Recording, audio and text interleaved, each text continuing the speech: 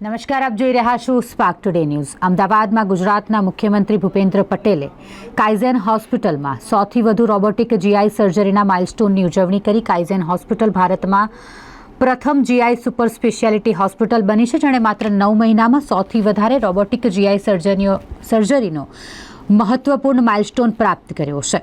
વૈજ્ઞાનિક સારવાર અને સર્જિકલ નવીનતાના ક્ષેત્રે એક ઐતિહાસિક સિદ્ધિ પ્રાપ્ત કરતી કાઇઝેન હોસ્પિટલ અમદાવાદ, જેણે માત્ર 9 મહિનામાં 100થી વધુ સફળ રોબોટિક જીઆઈ સર્જરીઓ પૂર્ણ કર્યાનું ઉજવણી કાર્યક્રમ યોજ્યો। આ ભવ્ય કાર્યક્રમ અને રોબોટિક સર્જરી અંગે જાગૃતિ કાર્યક્રમમાં ગુજરાતના મુખ્યમંત્રી ભૂપેન્દ્રભાઈ પટેલ ઉપસ્થિત રહ્યા। તેમણે દર્દીઓને સંબોધિત કર્યા અને અદ્યતન તેમજ સુલભ આરોગ્ય સેવા માટે હોસ્પિટલના યોગદાનની પ્રશંસા કરી।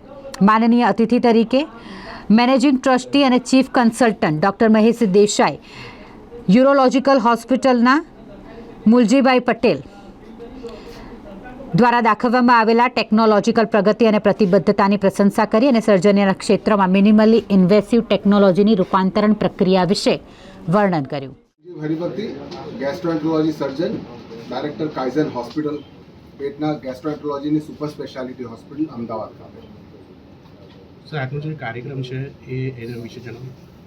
આજનો જે કાર્યક્રમ છે, કાઇઝેન હોસ્પિટલે 100થી વધુ સફળ રોબોટિક સર્જરી ગેસ્ટ્રોએન્ટ્રોલોજી અને પેટના ઓપરેશન માટે પરિપૂર્ણ કરેલી છે, એના સંદર્ભમાં એક ઉજવણી રૂપનો કાર્યક્રમ છે કે જેમાં એક અવેરનેસ પ્રોગ્રામ બી છે।